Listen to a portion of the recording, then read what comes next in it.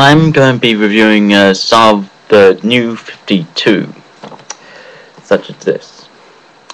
I've been wanting to do this for a while, but haven't been able to because my brother had the netbook with my webcam while he was in Albania. I won't be doing all 52 comics as I'm on a bit of a budget and can't afford to buy them all, but I'll be doing a fair bit of them. I'll be doing all Batman comics of the 52, and I'll decide which one I want to collect on a regular basis. Anyway, unfortunately I wasn't lucky enough to get Justice League #1, neither the original printing nor the second printing which came out just today. But if I'm lucky enough, DC will launch it again, reprint it again, or I'll be able to get a backhand copy sometime. Anyway, I'll start off with Action Comics. Now let me start off by saying I don't collect a lot of Superman comics. I only have the 700th issue of Superman and a few issues of Batman Superman, along with a few issues of Superboy. And to be honest, I actually preferred Superboy over Superman. Mostly because of the way he dresses. He's powerful and he dresses like a civilian, which is why I like the looks of this comic. And I do sometimes borrow Superman trade paperbacks from the library. But anyway, I bought this, like I said, because of the way he was dressed like a civilian, much like Superboy in the old DC Universe continuity, and also I have a soft spot for Grant Morrison.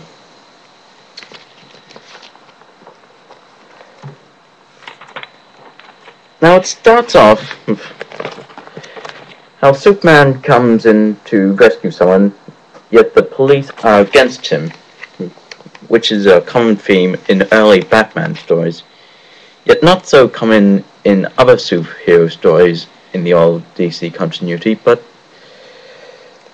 it started to take a more realistic approach to the superhero concept.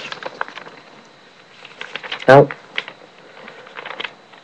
one thing which I found interesting is the fact that at one point Superman appears to be bruised. Superman? Bruised? Well, it seems that Superman is getting a little weaker, which isn't necessarily a bad thing. I mean, some people hate Superman because they say he's overpowered. When I first saw Superman's new costume design, not this one, his other one,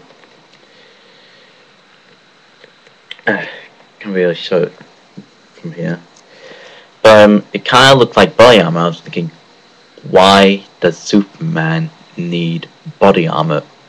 But now it seems he doesn't need it, because he's a bit weaker. Also, hold up here. Detective Comics.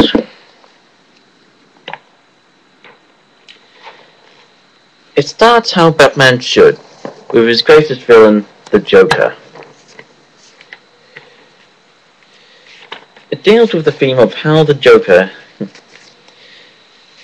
has been loose, committing lots of crimes, and it's only until now that he's being really serious and Batman's taking serious action over it.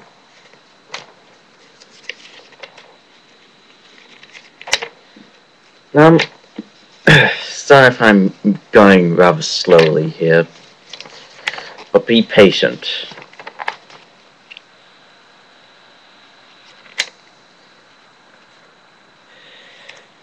We see that the Joker manages to blend in with a coat. Now that's very interesting. I mean, the only supervillain I can really think, only Batman supervillain I really think can blend in is Clayface, because he can change into anything. Yet, sorry, it's just not the best yet. I mean, it's good, but not noteworthy as other issues I plan to review. One thing I didn't like about the old DC universe was the fact that I got crippled and never got to be back out again. Yes, that's true, but there is hope. Really? Because here is Batgirl number 1. How do you know that's not old Batgirl? Because it specifically says it's Barbara Gordon. That's good. She's my favorite Batgirl. And DC Comics should never have considered Alan Moore's The Killing Joke, where Batgirl got crippled, to be canon. Something interesting here. Just get to the right page. Sorry. I do still consider that moment canon. However, she's managed to recover, which is good.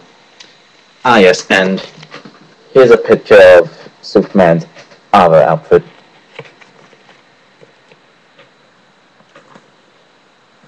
Next, Batwing. Batwing briefly appeared in Batman Incorporated, which isn't, although the company is still established in the new DC universe, it's not part of the new 52, but there will be a similar one in a few months or so.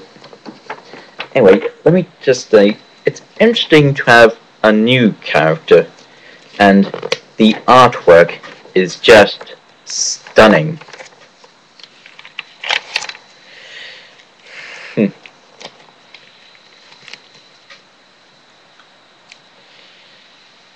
Static Shock.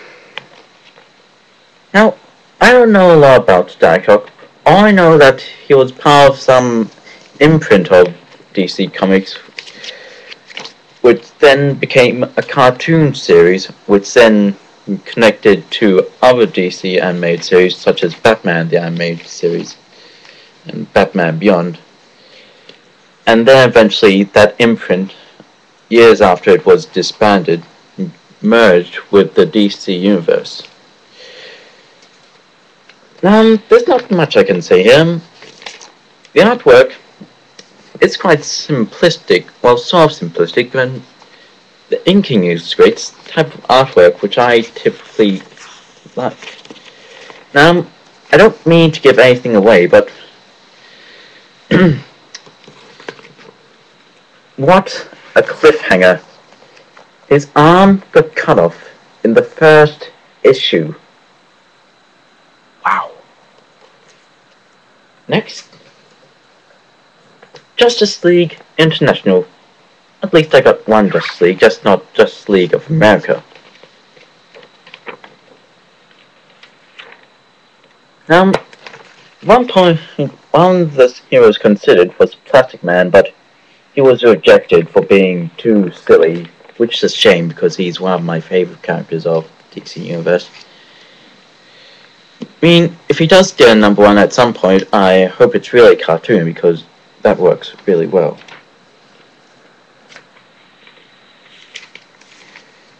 Now let me say, I've never read Justice League International before, and I really like the idea of an international superhero corp. Just having a superhero corporation that only works in America is a bit selfish if you ask me. I mean, that's why I don't get why in Watchmen the costume hero craze has only caught on in America. I mean, superheroes should work all around the world.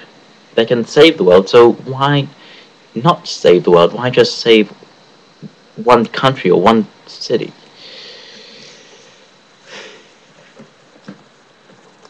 Batman and Robin.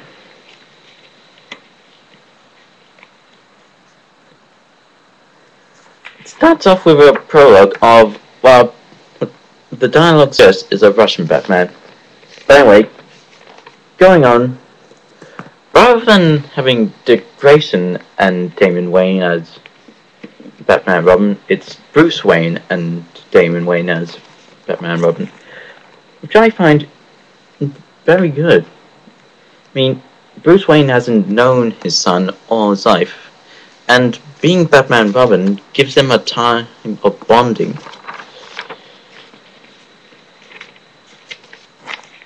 Let me just find something. Ah, yes. Who do you think that mysterious glowing figure is? My theory is, it's some sort of watcher or possibly a ghost from the old DC universe. Anyway, Deathstroke.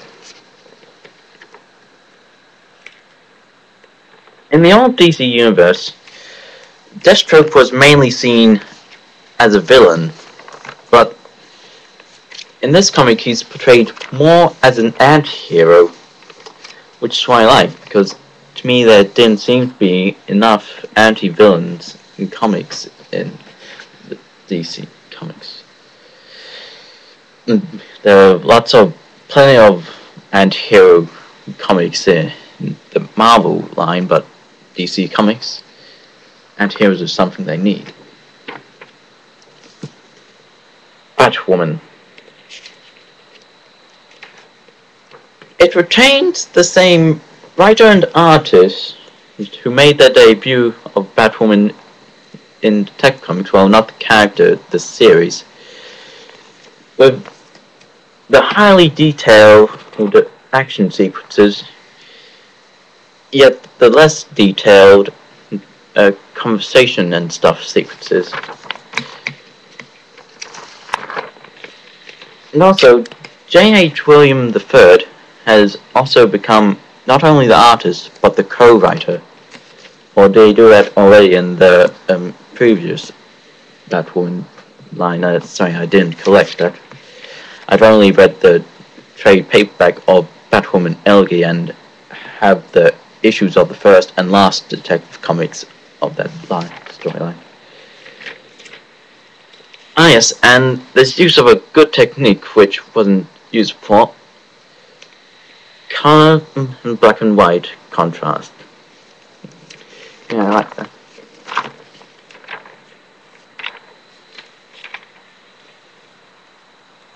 Another thing which I find interesting is that the events of Batwoman Elegy are kept canon. This is a good thing about starting and not quite at the beginning. The writers can decide what they want to be canon. Now, I'm really sorry if I was delayed, if I was going slowly at all. Anyway, I'll continue with these reviews. And yeah.